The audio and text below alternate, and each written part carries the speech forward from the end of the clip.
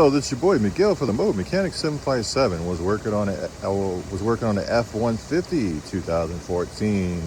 It was shaking and carrying on and doing all this crazy stuff.